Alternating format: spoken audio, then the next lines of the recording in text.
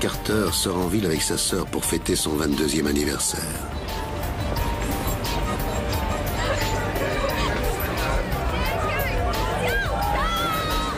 Mais l'euphorie fait bientôt place à la peur lorsqu'Amanda ne rentre pas chez elle.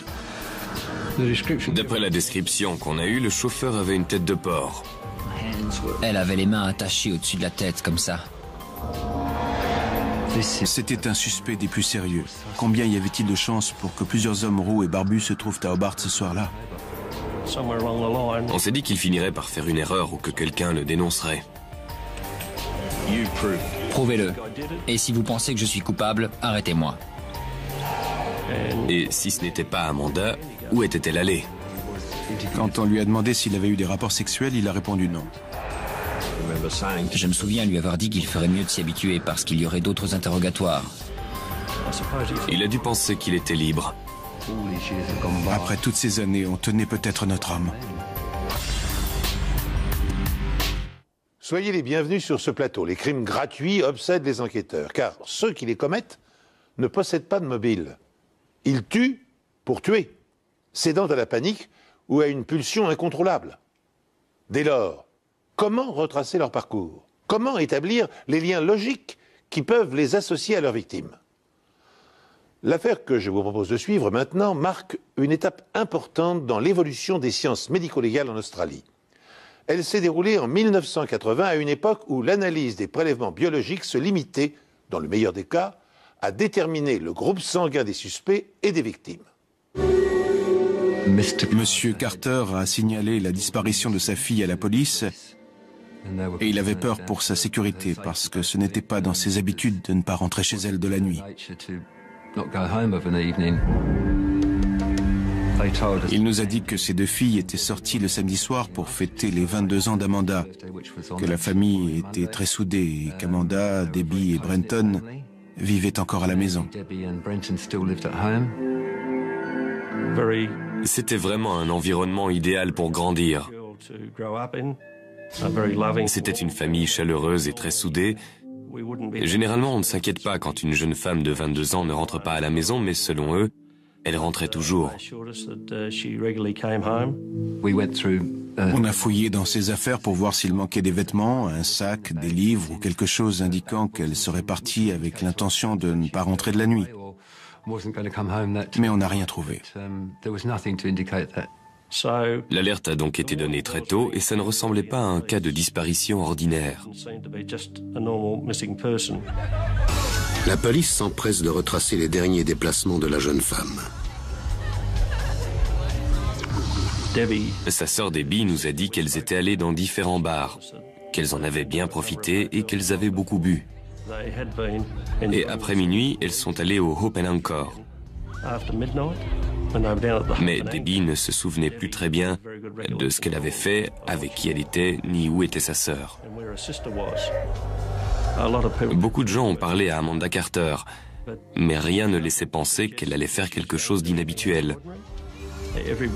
Tous ceux qui la connaissaient pensaient qu'elle allait prendre un taxi. C'était généralement ce qu'elle faisait.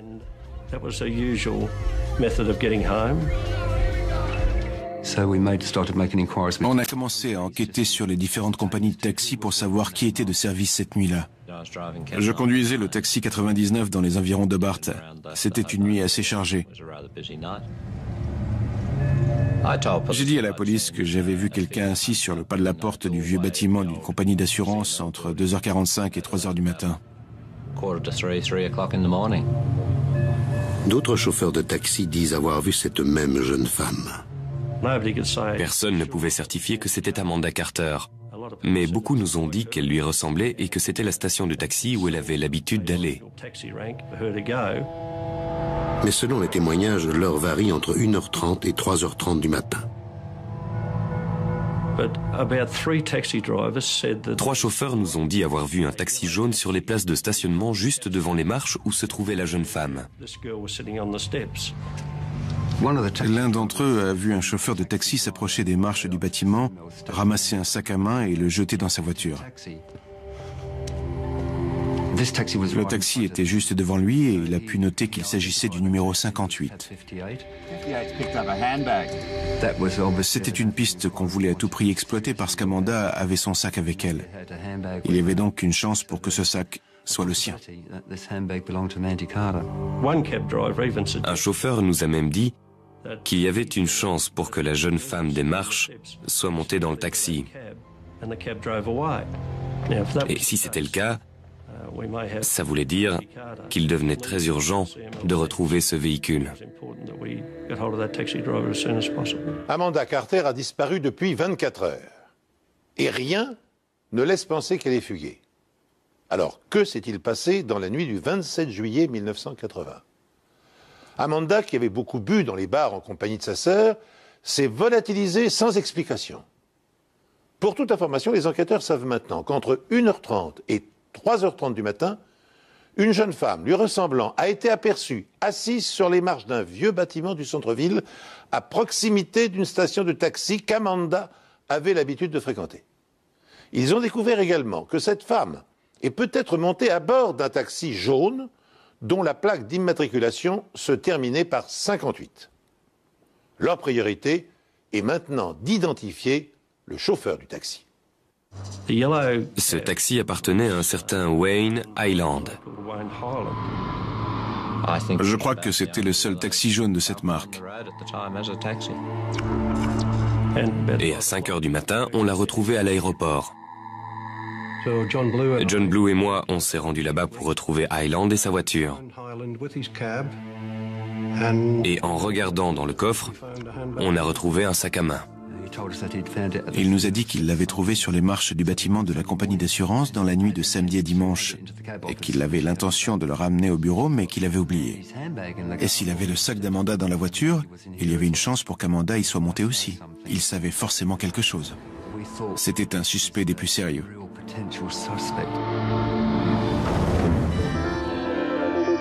Cela fait 48 heures qu'Amanda Carter a disparu.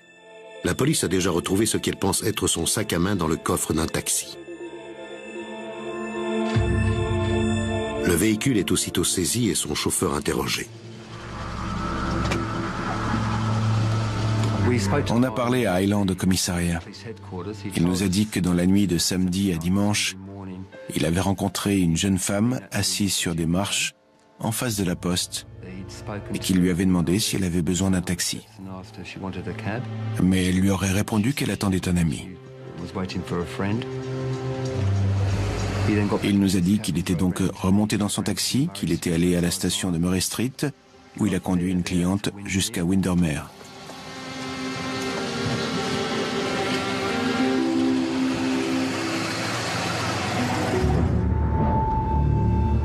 Ensuite, il est revenu à Hobart et d'après ce qu'il nous a dit, il est retourné sur les marches où il a trouvé un sac à main. Et c'est celui qu'on a retrouvé dans sa voiture. Il n'a pas pu nous dire avec certitude s'il s'agissait d'Amanda Carter, parce qu'il ne la connaissait pas. Mais d'après la description qu'on lui avait donnée, il a dit que ça pouvait être elle. La jeune femme en question est-elle Amanda Carter ? Et dans ce cas, qui attendait-elle? Et surtout, le sac retrouvé dans le coffre du taxi lui appartient-il?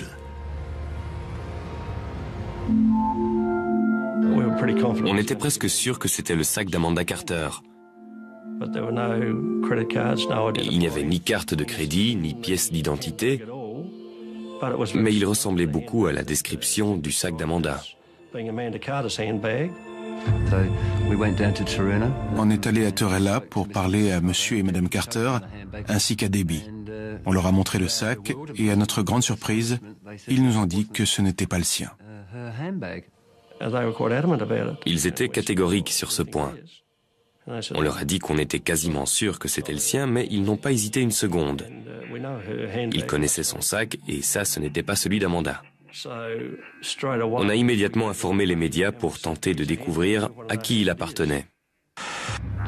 Les enquêteurs ont interrogé le chauffeur de taxi qui a trouvé le sac et qui avait parlé juste avant avec sa propriétaire. La jeune femme ressemblerait beaucoup à Amanda Carter et la police souhaiterait lui parler de toute urgence. On a envisagé différents scénarios. Soit elle avait pris le sac de quelqu'un d'autre en quittant le Hope and Anchor et cette autre personne était en possession du sac d'Amanda, mais si c'était le cas, elle n'était pas venue rapporter le sac. Soit Amanda n'était pas sur les marches de la compagnie d'assurance cette nuit-là et il s'agissait d'une autre personne. Mais dans ce cas, qui était-ce? Et où était allée Amanda après avoir quitté le Hope and Anchor? Si, comme le prétendent formellement les parents d'Amanda, le sac à main retrouvé dans le coffre du taxi ne lui appartient pas, l'affaire prend une toute autre tournure et se complique.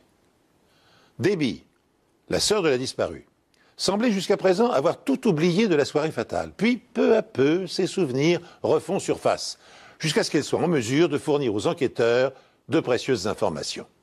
Debbie s'est souvenue qu'elles avaient quitté le bar tôt le matin du 27, en compagnie de 2 hommes. Elles ont accompagné ces 2 inconnus jusqu'au Macquarie Street.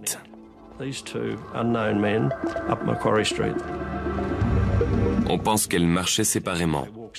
Amanda avec l'un des 2 hommes et Debbie avec l'autre. Elle se souvient qu'au moment où ils sont arrivés au niveau du centre commercial, ils se sont séparés et d'après elle, Amanda s'apprêtait à prendre un taxi pour rentrer chez elle.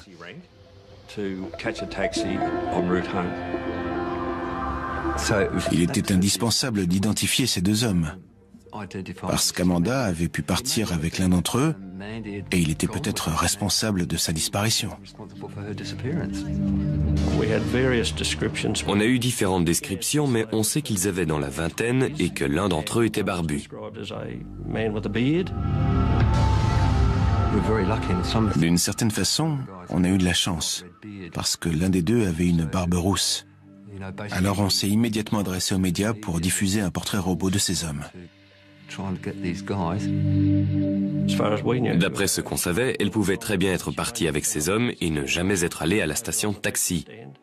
Ou alors, elle pouvait être allée jusqu'à la station de taxi avant de décider de repartir avec l'un de ces hommes. Et elle était peut-être encore avec eux. Il s'agit peut-être de l'homme qu'Amanda attendait à la station de taxi, mais comme la propriétaire du sac à main, l'homme barbu ne se manifeste pas.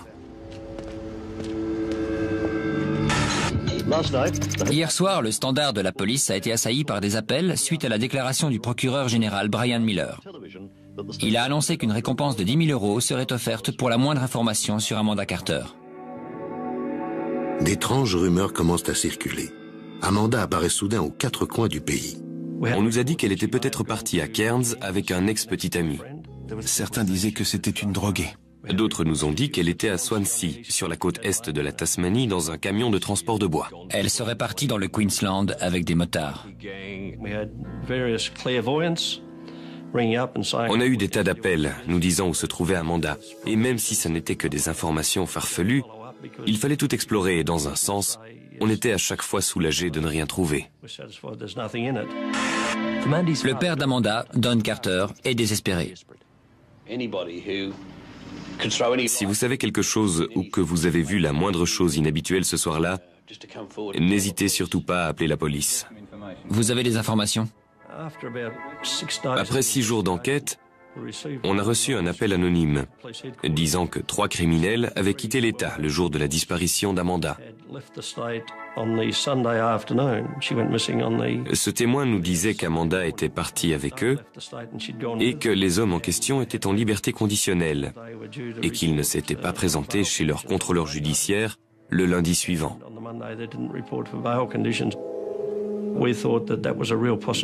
On s'est dit qu'il y avait de grandes chances pour qu'elle soit partie avec eux ou qu'elle ait été enlevée. Amanda Carter est portée disparue depuis plus d'1 semaine. La police pense qu'elle a pu se faire enlever par 3 fugitifs qui viennent de quitter l'État. On a reçu un appel de la police de Mackay dans le Queensland du Nord, nous disant que les 3 hommes avaient été retrouvés au volant d'une voiture volée et qu'ils avaient été placés en garde à vue.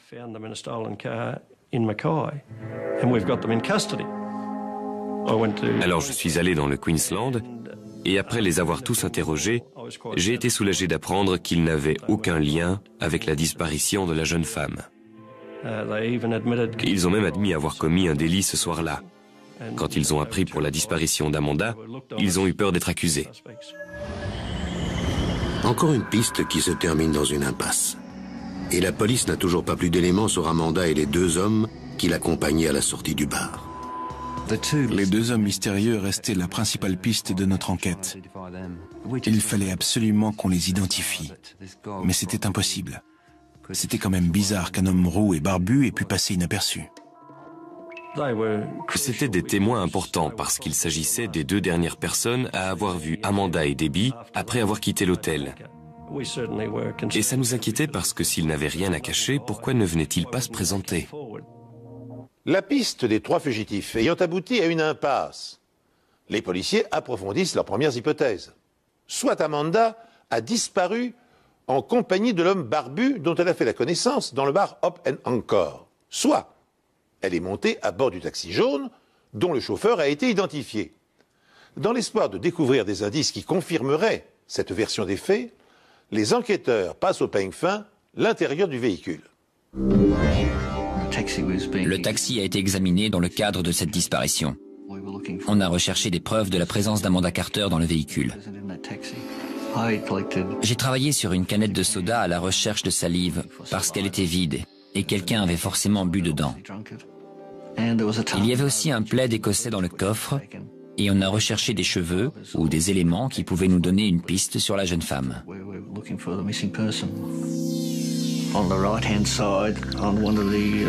Sur la roue arrière droite, il y avait comme un bout de roseau.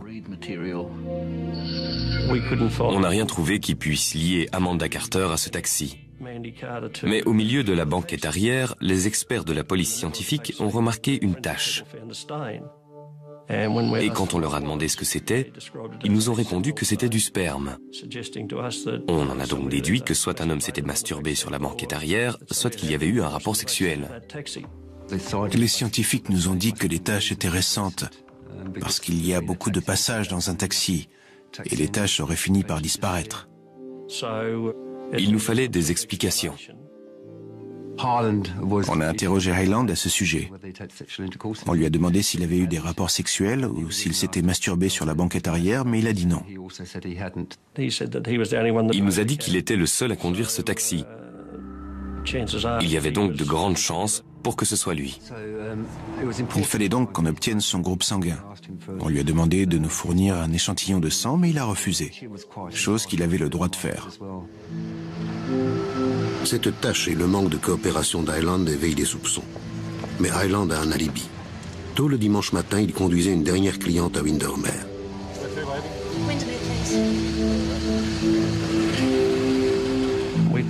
On a retrouvé la cliente et elle nous a confirmé avoir pris un taxi similaire à celui d'Hyland et dont la description du chauffeur correspondait parfaitement. Ça l'a innocenté et il fallait qu'on trouve d'autres pistes. Un nouveau portrait robot a été diffusé par la police dans l'espoir que cet homme puisse apporter des précisions aux déclarations de Debbie. Après plus d'une semaine de recherche, la police se dit frustrée et complètement dépassée par cette disparition. L'attention des enquêteurs se tourne une nouvelle fois vers Debbie, la petite sœur d'Amanda. Debbie était traumatisée. Bien sûr, ce n'était pas sa faute, mais elle s'en voulait. Si elles étaient restées ensemble, sa sœur serait encore là.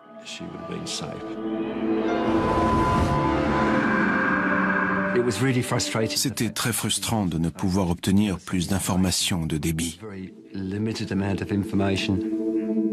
Dans une tentative désespérée, la police demande à Debbie de se faire hypnotiser. On travaillait énormément. On faisait des journées de 17 ou 18 heures et l'hypnothérapeute parlait d'une voix très monocorde. Les seuls souvenirs qu'on a sont les miens parce que Blue s'est endormi. Mais ça valait la peine d'essayer. On n'a pas obtenu grand-chose, mais il fallait le faire. Et au point où on en était, on n'avait rien à perdre. On s'est dit que la moindre petite chose pouvait nous aider, mais on n'a rien obtenu. 2 semaines après la disparition d'Amanda, l'enquête est dans l'impasse. La publication dans la presse de plusieurs portraits robots, les appels à témoins, les interrogateurs du chauffeur de taxi et de la sœur d'Amanda sous hypnose ont échoué. Alors que les chances de réussite s'éloignent, un appel téléphonique providentiel ouvre enfin aux policiers de nouvelles perspectives.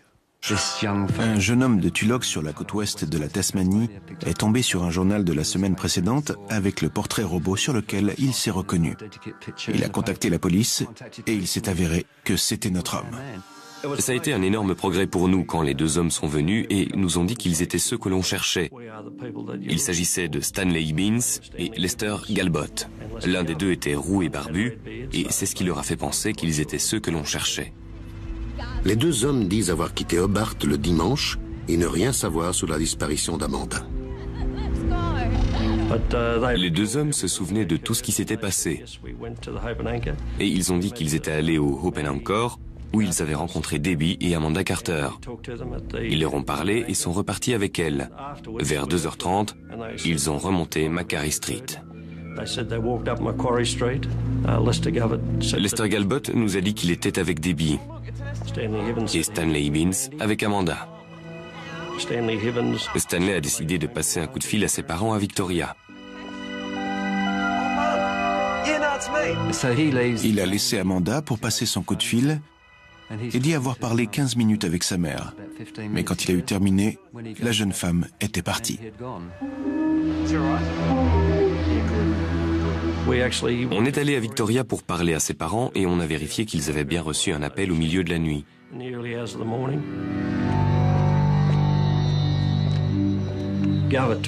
Lester Galbot a pu nous en apprendre davantage parce qu'avant de quitter la poste, il a parlé à Amanda. Il l'a aperçue de l'autre côté de la rue et à ce moment-là, elle attendait un taxi pour rentrer.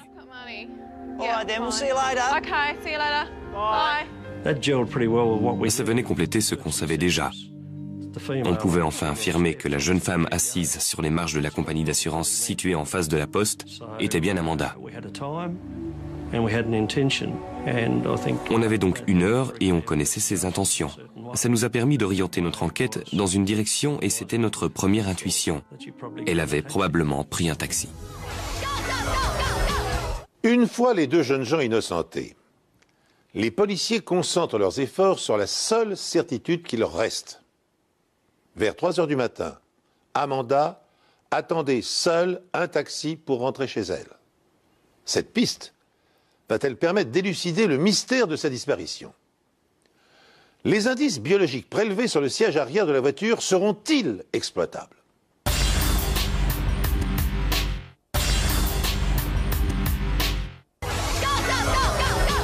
Amanda Carter fête son 22e anniversaire quand elle décide de quitter sa sœur et les 2 garçons qui les accompagnent pour prendre un taxi vers 3 heures du matin.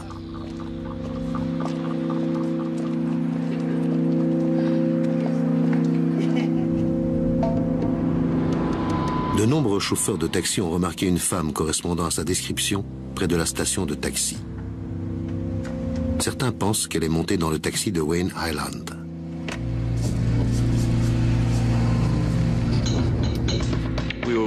On savait qu'Highland avait déjà été arrêté pour agression, vol, cambriolage, mais rien de très sérieux. Il est ce que j'appellerais un petit escroc, un sale type, quelqu'un de vraiment très arrogant. Mais la police n'a rien qui permette de lier Highland à la disparition d'Amanda, hormis une tache sur la banquette arrière de son taxi qui est sur le point de dévoiler ses secrets. Il y avait des chances pour que ces traces soient le résultat d'une masturbation. Dans ce cas, on aurait uniquement trouvé du sperme.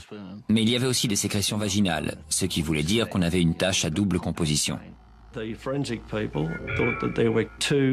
Les experts pensaient qu'il y avait 2 groupes sanguins dans cette tache. Et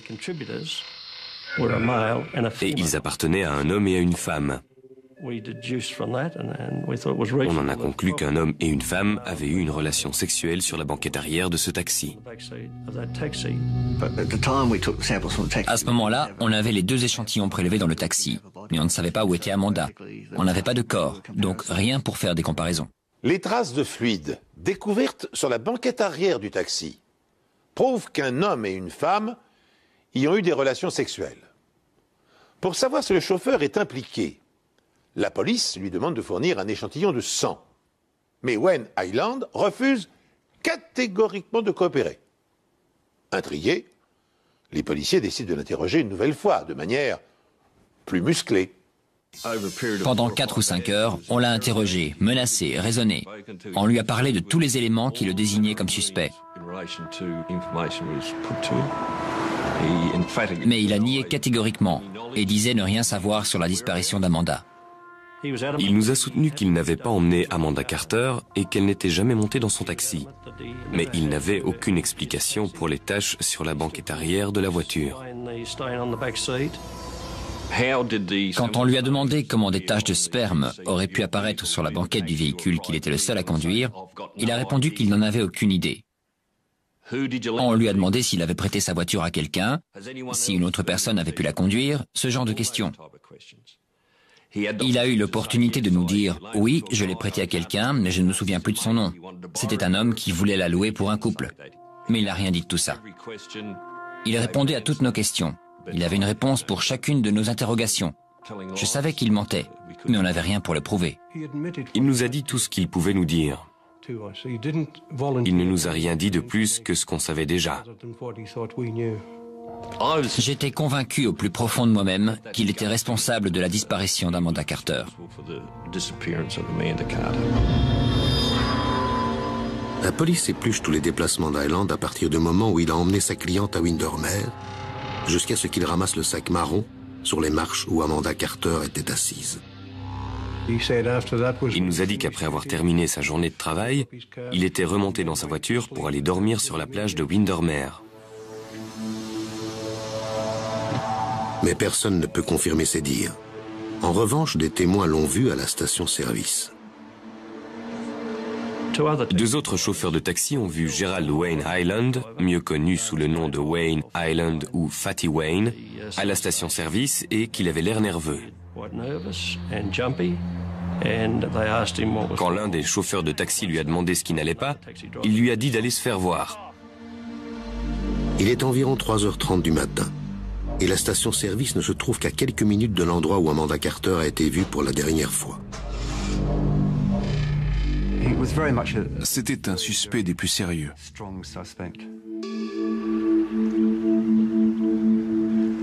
Et puis, le 11 septembre, en fin d'après-midi, j'ai reçu un appel me disant qu'un corps avait été retrouvé. C'était le corps d'une jeune femme et j'ai immédiatement pensé que c'était celui d'Amanda Carter. Le corps a été retrouvé par des pêcheurs hier en fin de journée au bout d'une route sans issue. Riverside Drive longe la rivière Derwent et le corps se trouvait près de Bridgewater, à environ 20 km du bureau de poste d'Hobart, où Amanda Carter a été vue pour la dernière fois il y a 45 jours. Le corps était face contre terre et il est impossible qu'il ait atteint cette zone par la rivière, ce qui veut dire que quelqu'un l'a amené jusqu'ici. Le niveau de la rivière était bas et le corps était au sec. Elle avait les mains en l'air et la tête penchée de cette façon, comme si quelqu'un l'avait traînée par terre. Elle était à moitié déshabillée, ce qui indiquait qu'il y avait peut-être eu agression sexuelle. Aux premières lueurs du jour, les experts de la police scientifique commencent une enquête approfondie. La police doit attendre la marée haute pour ramener le corps. Le corps a été placé dans l'ambulance et conduit à la morgue du Royal Albert Hospital. Un ami de la famille est venu pour l'identification et il a dit que c'était bien Amanda Carter. On a reçu le rapport du médecin légiste et elle avait une blessure à la bouche, ce qui veut dire qu'elle avait reçu un coup de poing au visage. Elle a probablement été assommée. Il y avait aussi des marques de strangulation. Mais la strangulation n'est pas la cause de la mort. Amanda Carter s'est noyée. En respirant sous l'eau, elle a inhalé des organismes appelés diatomées qui ont été retrouvés au cours de l'autopsie. Mais est-ce un accident ou un meurtre?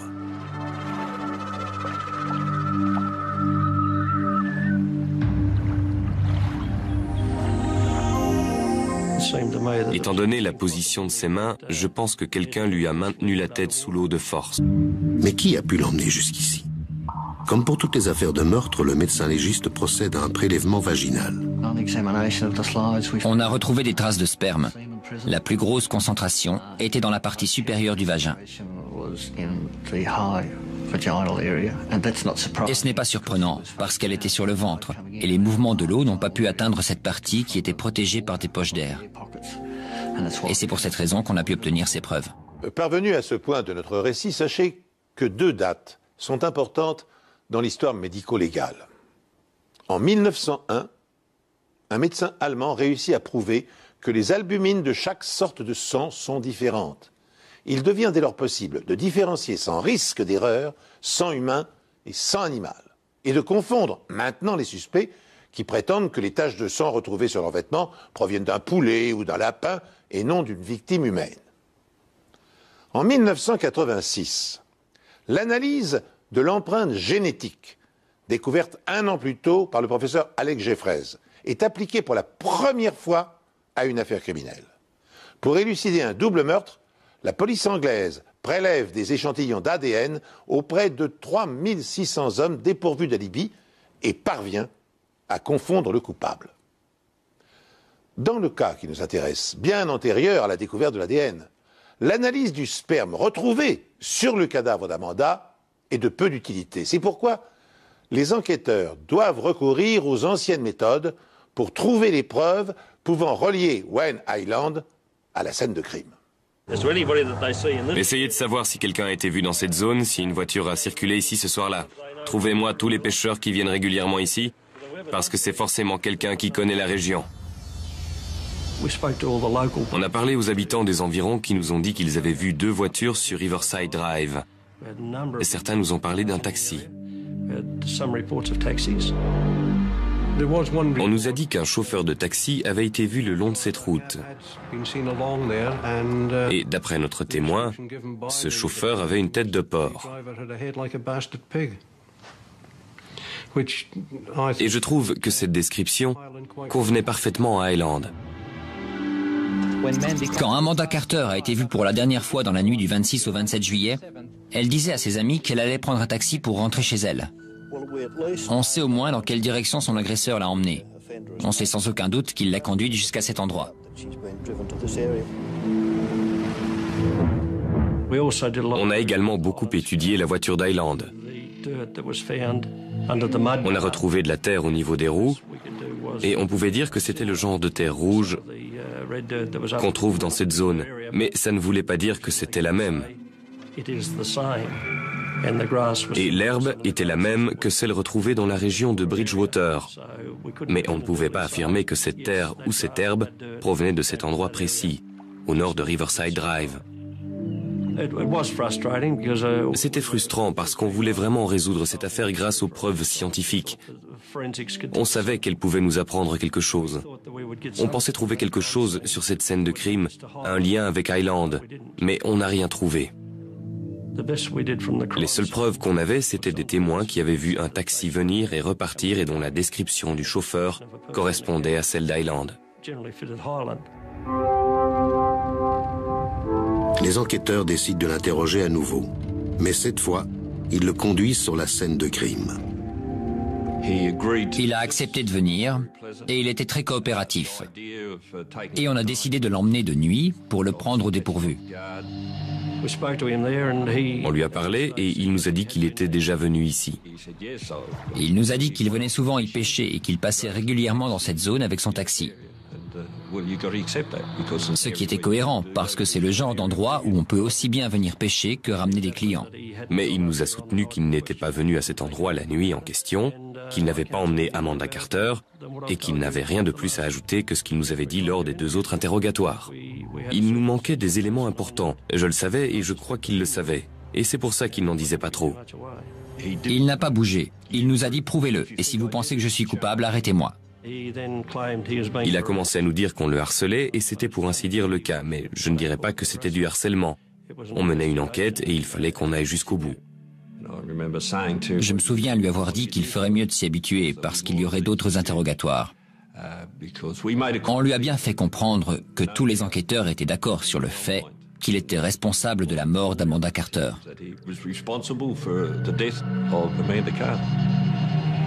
Après 8 mois d'enquête, la police se concentre principalement sur les traces de sperme retrouvées sur la banquette arrière du taxi.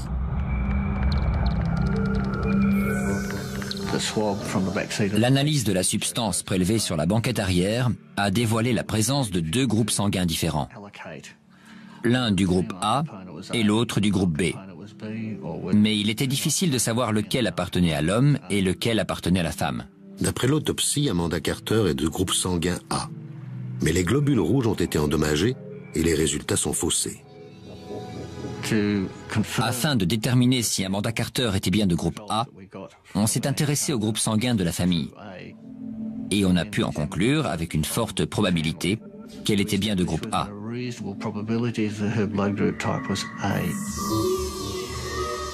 Les sécrétions vaginales retrouvées sur la banquette arrière pourraient donc appartenir à Amanda. Mais le sang de Wayne Hyland est-il de groupe B? Le problème, c'est qu'Hyland n'a jamais voulu nous donner un échantillon de son sang. On a donc demandé à Presser s'il y avait un moyen de le piéger et d'obtenir son groupe sanguin. C'est là qu'il nous a parlé de la salive qu'on pouvait récupérer sur les mégots de cigarettes. Je lui ai proposé une cigarette de mon paquet et j'ai attendu de voir ce qu'il allait faire du mégot. J'ai récupéré le mégot que j'ai mis dans un sachet en plastique et à partir de là, l'équipe scientifique a pu déterminer son groupe sanguin. Et la conclusion était que son groupe sanguin correspondait à l'un des 2 échantillons prélevés dans la voiture. La ruse employée par le policier pour subtiliser une trace de salive à Wayne Hyland confirme une intuition. Son sang appartient au même groupe que celui de l'homme qui a eu une relation sexuelle avec Amanda à l'arrière de son taxi. Mais cette indication est trop vague pour fournir une preuve recevable devant une cour de justice. De la même manière, les experts ne peuvent pas établir avec certitude qu'Amanda ait été la passagère du taxi. Je ne pouvais pas prouver au juge qu'Amanda s'était trouvée dans ce taxi. L'enquête judiciaire ne peut conclure qu'à une seule chose, la jeune femme de 22 ans a été noyée par un inconnu.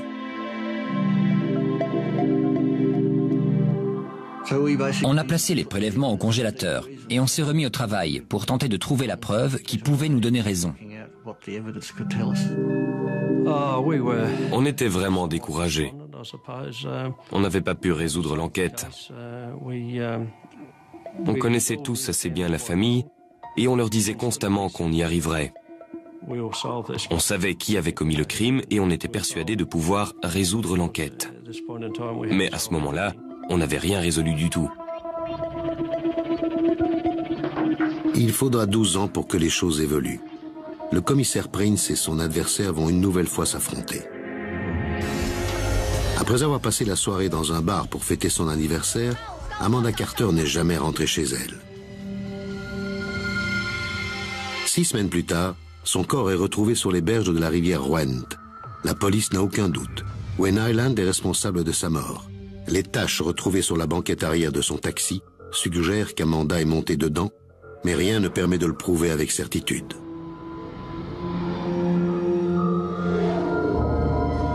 On s'est toujours dit qu'un jour, grâce à l'avancée des techniques d'analyse, on pourrait découvrir plus que les groupes sanguins. Aussi qu'Hyland finirait par faire une erreur ou que quelqu'un le dénoncerait.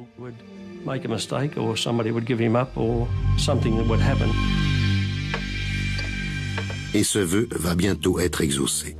Une dizaine d'années après le meurtre d'Amanda Carter, les sciences médico-légales connaissent une révolution.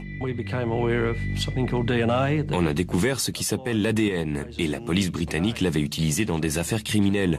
Ça vous donne bien plus qu'un groupe sanguin. C'est une sorte d'empreinte génétique. C'était très excitant pour nous parce qu'on s'est dit que ça pouvait peut-être nous apprendre à qui appartenaient les sécrétions qu'on détenait.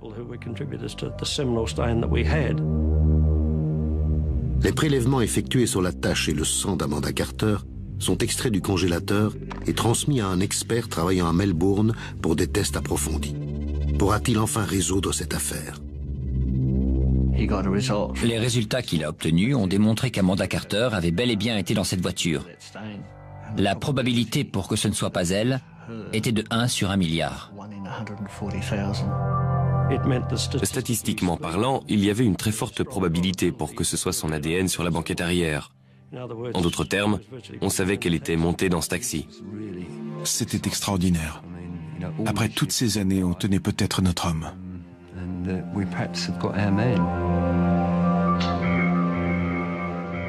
Il est désormais temps pour eux de retrouver leur principal suspect, parti à Melbourne. Hyland croit d'abord que la police locale souhaite l'interroger sur une affaire d'escroquerie dans laquelle il est impliqué, jusqu'à ce que le commissaire Prince entre dans la pièce. Quand il nous a vus, il est devenu très pâle et il s'est mis à trembler. Alors je lui ai demandé s'il se souvenait de moi. Comme vous le savez, je suis le commissaire Prince. Je vous présente l'inspecteur Bolland. Alors, vous avez été promu? Plusieurs fois, oui. Après ça, on a échangé quelques banalités et je l'ai une nouvelle fois informé des accusations dont il faisait l'objet. Vous avez eu des rapports sexuels sur la banquette arrière de votre taxi? Ce jour-là, j'en sais rien. À quelques jours près? J'en ai aucune idée. Vous vous êtes déjà masturbé à l'arrière de votre taxi, celui que vous aviez en 1980? Je m'en souviens pas. Vous auriez pu? Peut-être, je sais pas. Ça fait longtemps, j'en ai aucune idée. La plupart des gens savent s'ils se sont déjà masturbés dans leur voiture, non? Je me souviens vraiment pas. Avez-vous agressé Amanda Carter? Non. Avez-vous tué Amanda Carter? Non. Les preuves scientifiques sont mises en avant.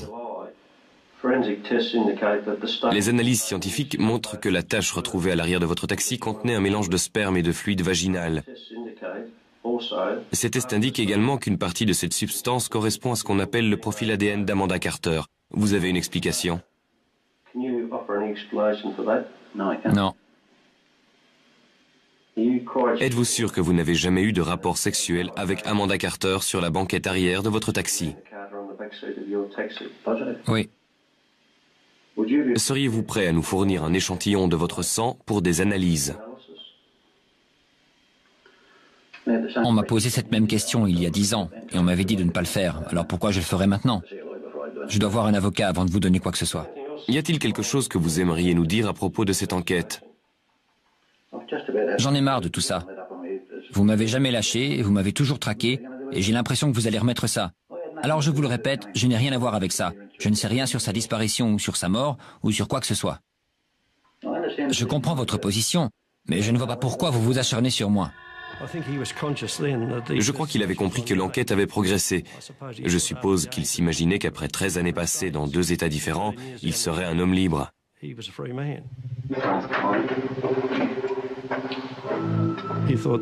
pensait que la police ne le poursuivrait plus et qu'il était parti suffisamment loin.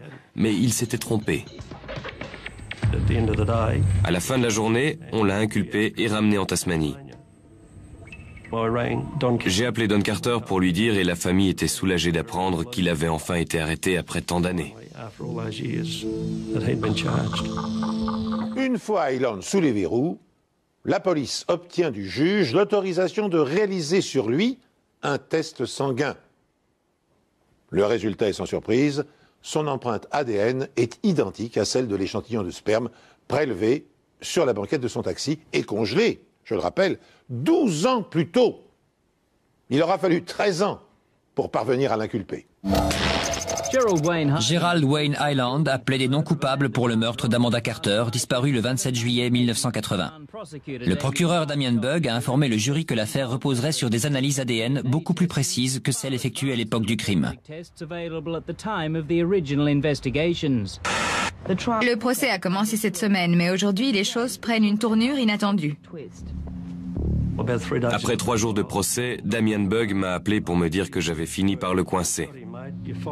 Et quand je lui ai demandé des explications, il m'a dit que la défense était venue le voir pour lui proposer de plaider coupable pour homicide involontaire. L'acte d'accusation a été lu une nouvelle fois. Et après 3 jours de procès, Hyland nie toute préméditation dans le meurtre d'Amanda Carter, mais plaide coupable pour homicide involontaire. Le procureur Damien Bugg a déclaré à la cour qu'Hyland avait tenté de déshabiller Mademoiselle Carter à l'arrière de son taxi alors qu'elle était endormie. D'après l'accusation, Hyland s'était rendu à la station de taxi.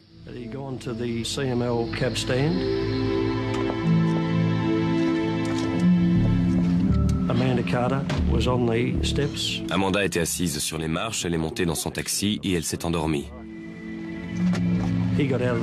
Il est sorti du taxi pour aller chercher son sac qu'elle avait laissé sur les marches. Il s'est dirigé vers le nord d'Hobart où il a été vu par un autre chauffeur de taxi à la station-service. Et puis, il a repris la route en direction de Bridgewater et s'est arrêté sur Riverside Drive.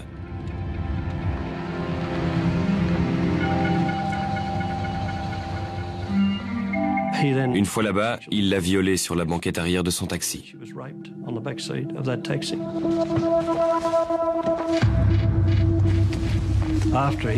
Après ça, il a tenté de l'étrangler et lui a probablement maintenu la tête sous l'eau.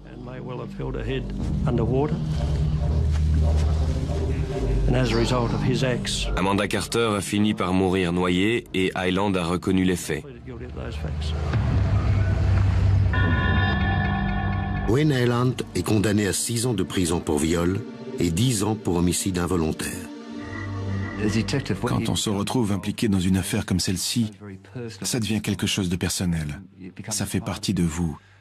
Et c'était une grande satisfaction pour nous d'avoir enfin notre homme. Je me suis entretenu avec mademoiselle Carter. Comme vous pouvez l'imaginer, c'est un grand soulagement pour elle, mais elle n'a pas voulu s'exprimer devant les médias. Néanmoins, je suis sûr que c'est une grande satisfaction pour toute la famille de voir cette affaire enfin close. Malheureusement, Don Carter est mort juste avant le procès et il n'a jamais su qu'Hyland avait été condamné pour meurtre. Et c'est bien dommage. Mais pour tous ceux qui avaient travaillé dur pour résoudre cette enquête, c'était une grande satisfaction parce qu'on savait qu'on avait respecté nos engagements envers la famille. Mais en 2001, après 8 ans de réclusion pour le viol et le meurtre d'Amanda Carter, Gerald Wayne Hyland obtient sa remise en liberté conditionnelle après avoir effectué seulement la moitié de sa peine. Face à l'indignation de la famille de la jeune femme, et de la population d'ailleurs, la décision est suspendue. Les mois de protestation des familles de victimes ont porté leurs fruits. La loi sur les conditions de remise en liberté conditionnelle a été changée. Mais il est trop tard en ce qui concerne Hyland, puisque les nouvelles conditions plus restrictives ne s'appliquent pas aux anciennes condamnations. Il est quand même libéré. Je trouve que 8 ans de prison pour avoir pris la vie d'une personne, c'est vraiment dérisoire. Aujourd'hui, il est en liberté, mais Amanda, elle, est morte. Cependant, le ministère de la Justice de Tasmanie décide de jouer la transparence et publie le communiqué suivant. Monsieur Hyland, un homme intelligent et plein de ressources, a eu une attitude positive durant sa détention. Il a travaillé dur et s'est montré poli et bien élevé. Mais il n'a témoigné aucun remords par rapport à son crime et aucune compassion pour sa victime. Je vous laisse le soin d'apprécier ce commentaire. Merci de nous être fidèles. Rendez-vous bientôt sur cette antenne pour une nouvelle enquête impossible.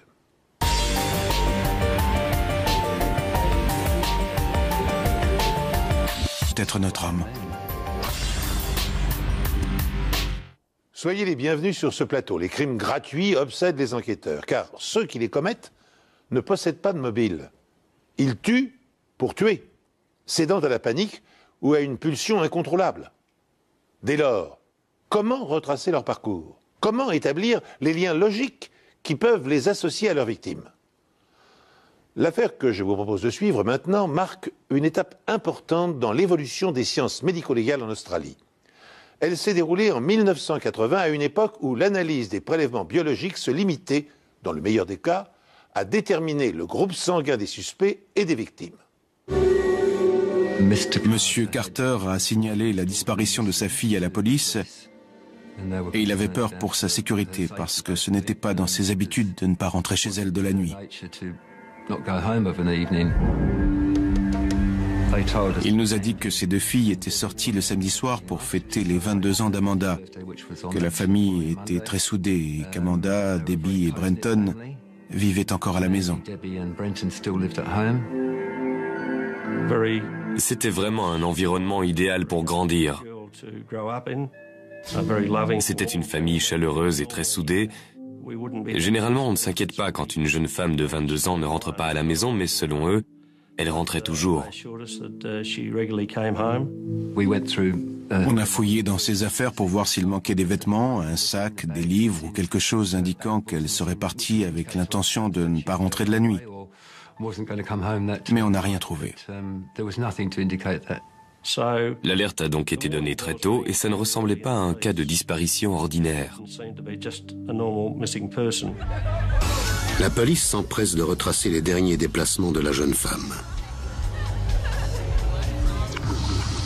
Sa sœur Debbie nous a dit qu'elles étaient allées dans différents bars, qu'elles en avaient bien profité et qu'elles avaient beaucoup bu. Et après minuit, elles sont allées au Hope and Anchor. Mais Debbie ne se souvenait plus très bien de ce qu'elle avait fait, avec qui elle était, ni où était sa sœur. Beaucoup de gens ont parlé à Amanda Carter, mais rien ne laissait penser qu'elle allait faire quelque chose d'inhabituel. Tous ceux qui la connaissaient pensaient qu'elle allait prendre un taxi. C'était généralement ce qu'elle faisait.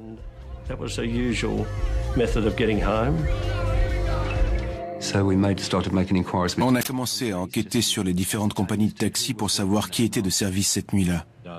Je conduisais le taxi 99 dans les environs de Hobart. C'était une nuit assez chargée. J'ai dit à la police que j'avais vu quelqu'un assis sur le pas de la porte du vieux bâtiment d'une compagnie d'assurance entre... On a parlé à Highland au commissariat. Il nous a dit que dans la nuit de samedi à dimanche, il avait rencontré une jeune femme assise sur des marches en face de la poste et qu'il lui avait demandé si elle avait besoin d'un taxi. Mais elle lui aurait répondu qu'elle attendait un ami. Il nous a dit qu'il était donc remonté dans son taxi, qu'il était allé à la station de Murray Street, où il a conduit une cliente jusqu'à Windermere.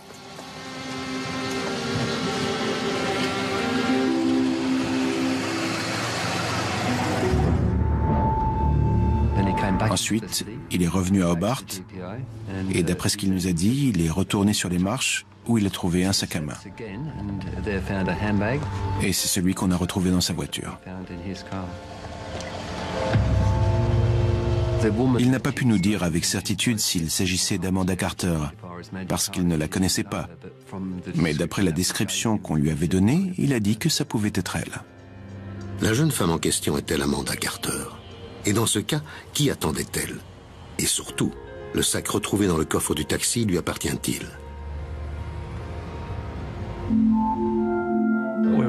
On était presque sûr que c'était le sac d'Amanda Carter. Il n'y avait ni carte de crédit, ni pièce d'identité, mais il ressemblait beaucoup à la description du sac d'Amanda. On est allé à Turella pour parler à monsieur et madame Carter, ainsi qu'à Debbie. On leur a montré le sac et à notre grande surprise, ils nous ont dit que ce n'était pas le sien. Ils étaient catégoriques sur ce point. On leur a dit qu'on était quasiment sûr que c'était le sien, mais ils n'ont pas hésité une seconde. Ils connaissaient son sac et ça, ce n'était pas celui d'Amanda. On a immédiatement informé les médias pour tenter de découvrir à qui il appartenait. Les enquêteurs ont interrogé le chauffeur de taxi qui a trouvé le sac et qui avait parlé juste avant avec sa propriétaire. La jeune femme ressemblerait beaucoup à Amanda Carter et la police souhaiterait lui parler de toute urgence. On a envisagé différents scénarios. Soit elle avait pris le sac de quelqu'un d'autre en quittant le Hope and Anchor et cette autre personne était en possession du sac d'Amanda, mais si c'était le cas, elle n'était pas venue rapporter le sac. Soit Amanda n'était pas sur les marches de la compagnie d'assurance cette nuit-là et il s'agissait d'une autre personne. Mais dans ce cas, qui était-ce? Et où était allée Amanda après avoir quitté le Hope and Anchor? Si, comme le prétendent formellement les parents d'Amanda, le sac à main retrouvé dans le coffre du taxi ne lui appartient pas,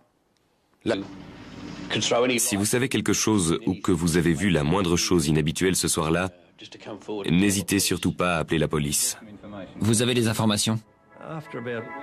Après 6 jours d'enquête, On a reçu un appel anonyme disant que 3 criminels avaient quitté l'État le jour de la disparition d'Amanda. Ce témoin nous disait qu'Amanda était partie avec eux et que les hommes en question étaient en liberté conditionnelle et qu'ils ne s'étaient pas présentés chez leur contrôleur judiciaire le lundi suivant.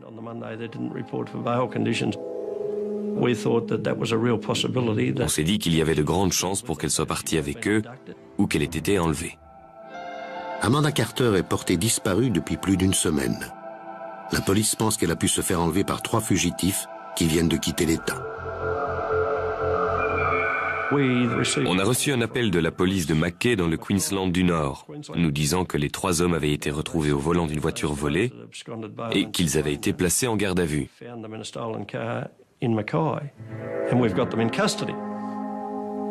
Alors je suis allé dans le Queensland et après les avoir tous interrogés, j'ai été soulagé d'apprendre qu'ils n'avaient aucun lien avec la disparition de la jeune femme. Ils ont même admis avoir commis un délit ce soir-là. Quand ils ont appris pour la disparition d'Amanda, ils ont eu peur d'être accusés. Encore une piste qui se termine dans une impasse.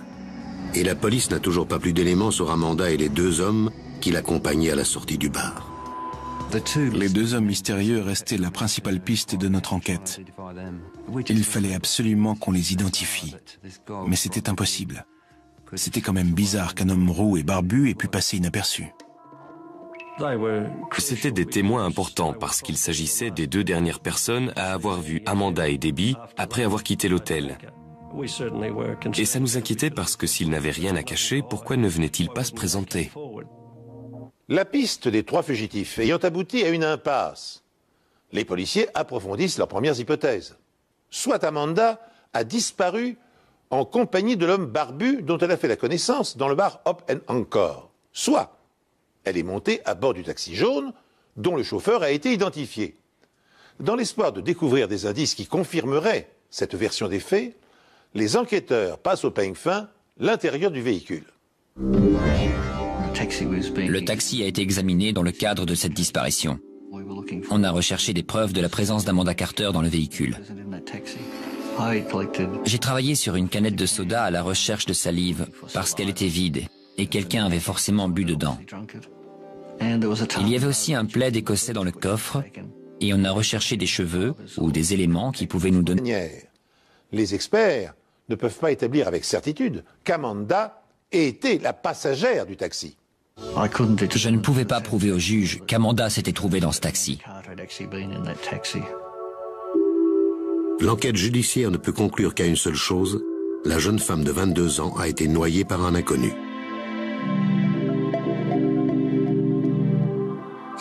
On a placé les prélèvements au congélateur et on s'est remis au travail pour tenter de trouver la preuve qui pouvait nous donner raison. On était vraiment découragés. On n'avait pas pu résoudre l'enquête. On connaissait tous assez bien la famille et on leur disait constamment qu'on y arriverait. On savait qui avait commis le crime et on était persuadé de pouvoir résoudre l'enquête. Mais à ce moment-là, on n'avait rien résolu du tout.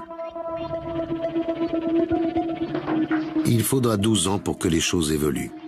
Le commissaire Prince et son adversaire vont une nouvelle fois s'affronter.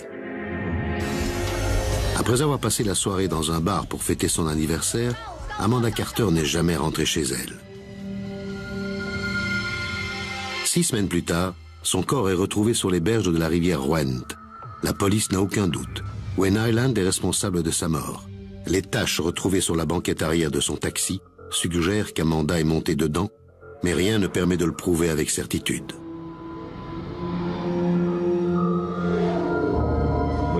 On s'est toujours dit qu'un jour, grâce à l'avancée des techniques d'analyse, on pourrait découvrir plus que les groupes sanguins. Aussi qu'Island finirait par faire une erreur ou que quelqu'un le dénoncerait.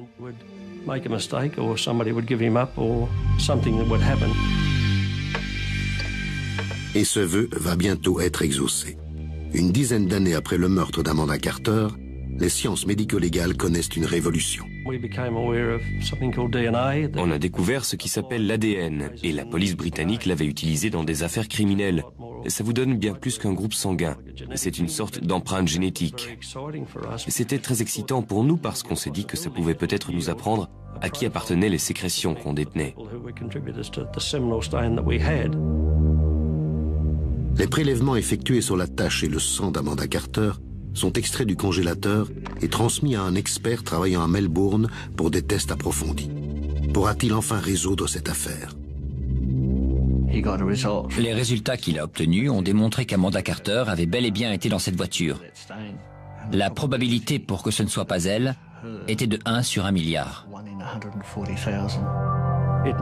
Statistiquement parlant, il y avait une très forte probabilité pour que ce soit son ADN sur la banquette arrière. En d'autres termes, on savait qu'elle était montée dans ce taxi. C'était extraordinaire. Abusant. Je me souviens lui avoir dit qu'il ferait mieux de s'y habituer parce qu'il y aurait d'autres interrogatoires. Il a dû penser qu'il était libre. Après toutes ces années, on tenait peut-être notre homme. Soyez les bienvenus sur ce plateau. Les crimes gratuits obsèdent les enquêteurs, car ceux qui les commettent ne possèdent pas de mobile. Ils tuent pour tuer, cédant à la panique ou à une pulsion incontrôlable. Dès lors, comment retracer leur parcours? Comment établir les liens logiques qui peuvent les associer à leurs victimes? L'affaire que je vous propose de suivre maintenant marque une étape importante dans l'évolution des sciences médico-légales en Australie. Elle s'est déroulée en 1980 à une époque où l'analyse des prélèvements biologiques se limitait, dans le meilleur des cas, à déterminer le groupe sanguin des suspects et des victimes. Monsieur Carter a signalé la disparition de sa fille à la police et il avait peur pour sa sécurité parce que ce n'était pas dans ses habitudes de ne pas rentrer chez elle de la nuit. Il nous a dit que ses deux filles étaient sorties le samedi soir pour fêter les 22 ans d'Amanda, que la famille était très soudée et qu'Amanda, Debbie et Brenton vivaient encore à la maison. C'était vraiment un environnement idéal pour grandir. C'était une famille chaleureuse et très soudée. Généralement, on ne s'inquiète pas quand une jeune femme de 22 ans ne rentre pas à la maison, mais selon eux, elle rentrait toujours. On a fouillé dans ses affaires pour voir s'il manquait des vêtements, un sac, des livres ou quelque chose indiquant qu'elle serait partie avec l'intention de ne pas rentrer de la nuit. Mais on n'a rien trouvé. L'alerte a donc été donnée très tôt et ça ne ressemblait pas à un cas de disparition ordinaire. La police s'empresse de retracer les derniers déplacements de la jeune femme. Sa sœur Debbie nous a dit qu'elles étaient allées dans différents bars, qu'elles en avaient bien profité et qu'elles avaient beaucoup bu. Et après minuit, elles sont allées au Hope and Anchor. Mais Debbie ne se souvenait plus très bien de ce qu'elle avait fait, avec qui elle était, ni où était sa sœur. Beaucoup de gens ont parlé à Amanda Carter, mais rien ne laissait penser qu'elle allait faire quelque chose d'inhabituel. Tous ceux qui la connaissaient pensaient qu'elle allait prendre un taxi. C'était généralement ce qu'elle faisait.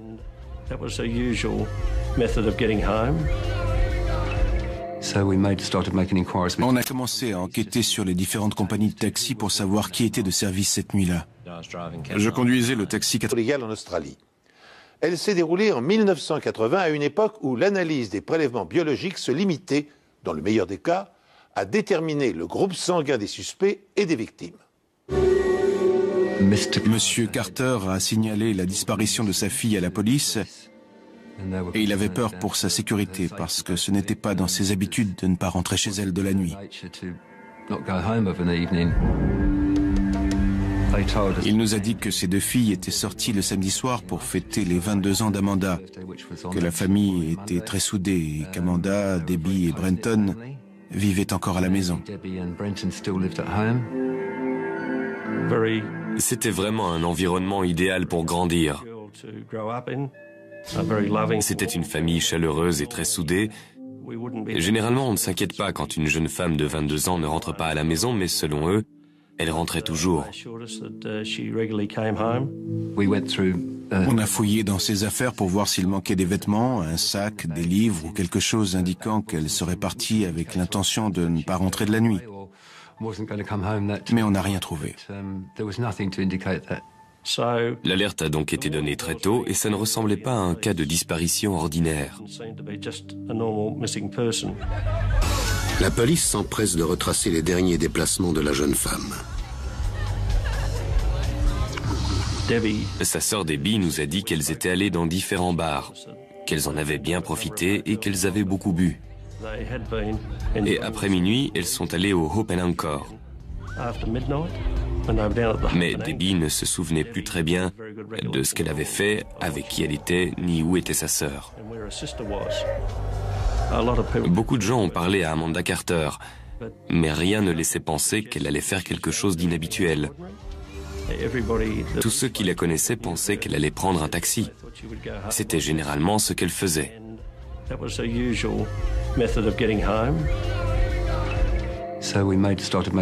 On a commencé à enquêter sur les différentes compagnies de taxi pour savoir qui était de service cette nuit-là. Je conduisais le taxi 99 dans les environs de Barth. C'était une nuit assez chargée. J'ai dit à la police que j'avais vu quelqu'un assis sur le pas de la porte du vieux bâtiment d'une compagnie d'assurance entre 2h45 et 3h du matin. D'autres chauffeurs de taxi disent avoir vu cette même jeune femme. Personne ne pouvait certifier que c'était Amanda Carter, mais beaucoup nous ont dit qu'elle lui ressemblait et que c'était la station de taxi où elle avait l'habitude d'aller. Mais selon les témoignages, l'heure varie entre 1h30 et 3h30 du matin. 3 chauffeurs nous ont dit avoir vu un taxi. Il pêchait et qu'il passait régulièrement dans cette zone avec son taxi. Ce qui était cohérent, parce que c'est le genre d'endroit où on peut aussi bien venir pêcher que ramener des clients. Mais il nous a soutenu qu'il n'était pas venu à cet endroit la nuit en question, qu'il n'avait pas emmené Amanda Carter et qu'il n'avait rien de plus à ajouter que ce qu'il nous avait dit lors des 2 autres interrogatoires. Il nous manquait des éléments importants. Je le savais et je crois qu'il le savait. Et c'est pour ça qu'il n'en disait pas trop. Il n'a pas bougé. Il nous a dit « prouvez-le, et si vous pensez que je suis coupable, arrêtez-moi ». Il a commencé à nous dire qu'on le harcelait et c'était pour ainsi dire le cas, mais je ne dirais pas que c'était du harcèlement. On menait une enquête et il fallait qu'on aille jusqu'au bout. Je me souviens lui avoir dit qu'il ferait mieux de s'y habituer parce qu'il y aurait d'autres interrogatoires. On lui a bien fait comprendre que tous les enquêteurs étaient d'accord sur le fait qu'il était responsable de la mort d'Amanda Carter.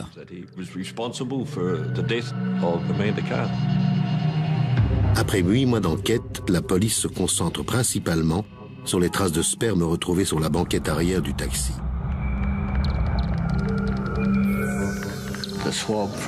L'analyse de la substance prélevée sur la banquette arrière a dévoilé la présence de 2 groupes sanguins différents. L'un du groupe A et l'autre du groupe B. Mais il était difficile de savoir lequel appartenait à l'homme et lequel appartenait à la femme.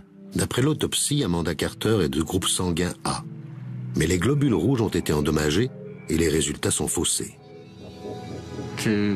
Afin de déterminer si Amanda Carter était bien de groupe A, on s'est intéressé au groupe sanguin de la famille.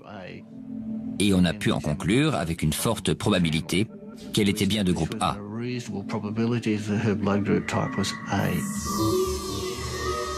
Les sécrétions vaginales retrouvées sur la banquette arrière pourraient donc appartenir à Amanda.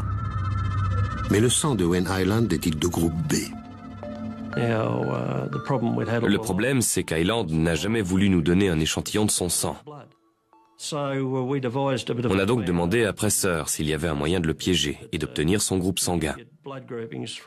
C'est là qu'il nous a parlé de la salive qu'on pouvait récupérer sur les mégots de cigarettes. Je lui ai proposé une cigarette de mon paquet et j'ai attendu de voir ce qu'il allait faire du mégot. J'ai récupéré le mégot que j'ai mis dans un sachet en plastique et à partir de là, l'équipe scientifique a pu déterminer son groupe sanguin. Et la conclusion était que son groupe sanguin correspondait à l'un des 2 échantillons prélevés dans la voiture. La ruse employée par le policier pour subtiliser une trace de salive à Wayne Highland confirme une intuition. Son sang appartient au même groupe que celui de l'homme qui a eu une relation sexuelle avec Amanda à l'arrière de son taxi. D'une certaine façon, on a eu de la chance, parce que l'un des deux avait une barbe rousse. Alors on s'est immédiatement adressé aux médias pour diffuser un portrait robot de ces hommes. D'après ce qu'on savait, elle pouvait très bien être partie avec ces hommes et ne jamais être allée à la station de taxi. Ou alors, elle pouvait être allée jusqu'à la station de taxi avant de décider de repartir avec l'un de ces hommes. Et elle était peut-être encore avec eux. Il s'agit peut-être de l'homme qu'Amanda attendait à la station de taxi, mais comme la propriétaire du sac à main, l'homme barbu ne se manifeste pas. Hier soir, le Standard de la police a été assailli par des appels suite à la déclaration du procureur général Brian Miller. Il a annoncé qu'une récompense de 10 000 € serait offerte pour la moindre information sur Amanda Carter. D'étranges rumeurs commencent à circuler. Amanda apparaît soudain aux quatre coins du pays. On nous a dit qu'elle était peut-être partie à Cairns avec un ex-petit ami. Certains disaient que c'était une droguée. D'autres nous ont dit qu'elle était à Swansea, sur la côte est de la Tasmanie, dans un camion de transport de bois. Elle serait partie dans le Queensland avec des motards. On a eu des tas d'appels nous disant où se trouvait Amanda. Et même si ce n'était que des informations farfelues, il fallait tout explorer et dans un sens, on était à chaque fois soulagés de ne rien trouver. Le père d'Amanda, Don Carter, est désespéré.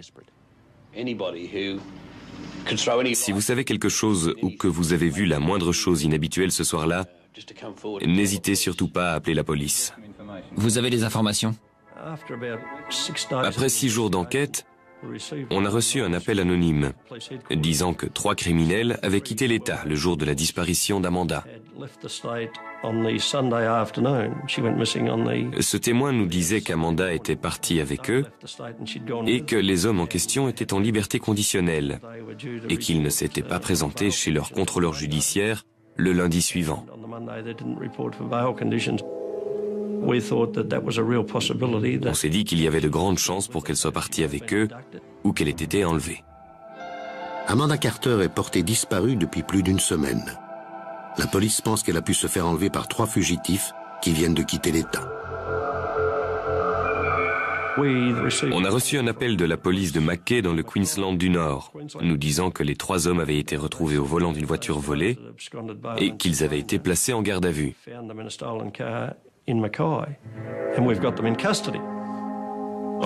Alors je suis allé dans le Queensland et après les avoir tous interrogés, j'ai été soulagé d'apprendre qu'ils n'avaient aucun lien avec la disparition de la jeune femme. Ils ont même admis avoir commis un délit ce soir-là. Sur le point de dévoiler ses secrets. Il y avait des chances pour que ces traces soient le résultat d'une masturbation. Dans ce cas, on aurait uniquement trouvé du sperme. Mais il y avait aussi des sécrétions vaginales, ce qui voulait dire qu'on avait une tache à double composition. Les experts pensaient qu'il y avait 2 groupes sanguins dans cette tache. Et ils appartenaient à un homme et à une femme. On en a conclu qu'un homme et une femme avaient eu une relation sexuelle sur la banquette arrière de ce taxi. À ce moment-là, on avait les 2 échantillons prélevés dans le taxi, mais on ne savait pas où était Amanda. On n'avait pas de corps, donc rien pour faire des comparaisons. Les traces de fluide découvertes sur la banquette arrière du taxi prouvent qu'un homme et une femme y ont eu des relations sexuelles. Pour savoir si le chauffeur est impliqué, la police lui demande de fournir un échantillon de sang. Mais Wen Island refuse catégoriquement de coopérer. Intrigués, les policiers décident de l'interroger une nouvelle fois, de manière plus musclée. Pendant 4 ou 5 heures, on l'a interrogé, menacé, raisonné. On lui a parlé de tous les éléments qui le désignaient comme suspect. Mais il a nié catégoriquement et disait ne rien savoir sur la disparition d'Amanda. Il nous a soutenu qu'il n'avait pas emmené Amanda Carter et qu'elle n'était jamais montée dans son taxi. Mais il n'avait aucune explication pour les taches sur la banquette arrière de la voiture. Quand on lui a demandé comment des taches de sperme auraient pu apparaître sur la banquette du véhicule qu'il était le seul à conduire, il a répondu qu'il n'en avait aucune idée. On lui a demandé s'il avait prêté sa voiture à quelqu'un, si une autre personne avait pu la conduire, ce genre de questions. Il a eu l'opportunité de nous dire « Oui, je l'ai prêté à quelqu'un, mais je ne me souviens plus de son nom. C'était un homme qui voulait la louer pour un couple. » Mais il n'a rien dit de tout ça. Il répondait à toutes nos questions. Il avait une réponse pour chacune de nos interrogations. Je savais qu'il mentait, mais on n'avait rien pour le prouver. Il nous a dit tout ce qu'il pouvait nous dire. Il ne nous a rien dit de plus que ce qu'on savait déjà. J'étais convaincu au plus profond de moi-même qu'il était responsable de la disparition d'Amanda Carter. La police épluche tous les déplacements d'Hyland à partir du moment où il a emmené sa cliente à Windermere, jusqu'à ce qu'il ramasse le sac marron sur les marches où Amanda Carter était assise. Il nous a dit qu'après avoir terminé sa journée de travail, il était remonté dans sa voiture pour aller dormir sur la plage de Windermere. Mais personne ne peut confirmer ces dires. En revanche, des témoins l'ont vu à la station-service. Découverte 1 an plus tôt par le professeur Alex Jeffreys, est appliquée pour la première fois à une affaire criminelle. Pour élucider un double meurtre, la police anglaise prélève des échantillons d'ADN auprès de 3600 hommes dépourvus d'alibi et parvient à confondre le coupable. Dans le cas qui nous intéresse, bien antérieur à la découverte de l'ADN, l'analyse du sperme retrouvé sur le cadavre d'Amanda est de peu d'utilité. C'est pourquoi les enquêteurs doivent recourir aux anciennes méthodes pour trouver les preuves pouvant relier Wayne Hyland à la scène de crime. Essayez de savoir si quelqu'un a été vu dans cette zone, si une voiture a circulé ici ce soir-là. Trouvez-moi tous les pêcheurs qui viennent régulièrement ici, parce que c'est forcément quelqu'un qui connaît la région. On a parlé aux habitants des environs qui nous ont dit qu'ils avaient vu 2 voitures sur Riverside Drive. Et certains nous ont parlé d'un taxi. On nous a dit qu'un chauffeur de taxi avait été vu le long de cette route. Et d'après notre témoin, ce chauffeur avait une tête de porc. Et je trouve que cette description convenait parfaitement à Hyland. Quand Amanda Carter a été vue pour la dernière fois dans la nuit du 26 au 27 juillet, elle disait à ses amis qu'elle allait prendre un taxi pour rentrer chez elle. On sait au moins dans quelle direction son agresseur l'a emmenée. On sait sans aucun doute qu'il l'a conduite jusqu'à cet endroit. On a également beaucoup étudié la voiture d'Hyland. On a retrouvé de la terre au niveau des roues et on pouvait dire que c'était le genre de terre rouge qu'on trouve dans cette zone. Mais ça ne voulait pas dire que c'était la même. Et l'herbe était la même que celle retrouvée dans la région de Bridgewater. Mais on ne pouvait pas affirmer que cette terre ou cette herbe provenait de cet endroit précis, au nord de Riverside Drive. C'était frustrant parce qu'on voulait vraiment résoudre cette affaire grâce aux preuves scientifiques. On savait qu'elle pouvait nous apprendre quelque chose. On pensait trouver quelque chose sur cette scène de crime, un lien avec Hyland, mais on n'a rien trouvé. Les seules preuves qu'on avait, c'était des témoins qui avaient vu un taxi venir et repartir et dont la description du chauffeur correspondait à celle d'Hyland. Les enquêteurs décident de l'interroger à nouveau. Mais cette fois, ils le conduisent sur la scène de crime. Il a accepté de venir et il était très coopératif. Et on a décidé de l'emmener de nuit pour le prendre au dépourvu. On lui a parlé et il nous a dit qu'il était déjà venu ici. Nettement, un sac, des livres ou quelque chose indiquant qu'elle serait partie avec l'intention de ne pas rentrer de la nuit. Mais on n'a rien trouvé. L'alerte a donc été donnée très tôt et ça ne ressemblait pas à un cas de disparition ordinaire. La police s'empresse de retracer les derniers déplacements de la jeune femme. Sa sœur Debbie nous a dit qu'elles étaient allées dans différents bars, qu'elles en avaient bien profité et qu'elles avaient beaucoup bu. Et après minuit, elles sont allées au Hope and Anchor. Mais Debbie ne se souvenait plus très bien de ce qu'elle avait fait, avec qui elle était, ni où était sa sœur. Beaucoup de gens ont parlé à Amanda Carter, mais rien ne laissait penser qu'elle allait faire quelque chose d'inhabituel. Tous ceux qui la connaissaient pensaient qu'elle allait prendre un taxi. C'était généralement ce qu'elle faisait.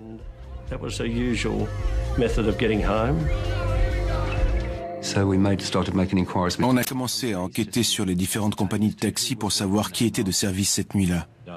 Je conduisais le taxi 99 dans les environs de Barth. C'était une nuit assez chargée. J'ai dit à la police que j'avais vu quelqu'un assis sur le pas de la porte du vieux bâtiment d'une compagnie d'assurance entre 2h45 et 3h du matin. D'autres chauffeurs de taxi disent avoir vu cette même jeune femme. Personne ne pouvait certifier que c'était Amanda Carter. Mais beaucoup nous ont dit qu'elle lui ressemblait et que c'était la station de taxi où elle avait l'habitude d'aller. Mais selon les témoignages, l'heure varie entre 1h30 et 3h30 du matin. 3 chauffeurs nous ont dit avoir vu un taxi jaune sur les places de stationnement juste devant les marches où se trouvait la jeune femme. L'un d'entre eux a vu un chauffeur de taxi s'approcher des marches du bâtiment, ramasser un sac à main et le jeter dans sa voiture. Le taxi était juste devant lui et il a pu noter qu'il s'agissait du numéro 58. C'était une piste qu'on voulait à tout prix exploiter parce qu'Amanda avait son sac avec elle. Il y avait donc une chance pour que ce sac soit le sien. Un chauffeur nous a même dit qu'il y avait une chance pour que la jeune femme des marches soit montée dans le taxi. Et si c'était le cas, ça voulait dire qu'il devenait très urgent de retrouver ce véhicule. Amanda Carter a disparu depuis 24 heures. Et rien ne laisse penser qu'elle est fuguée. Alors, que s'est-il passé dans la nuit du 27 juillet 1900 ?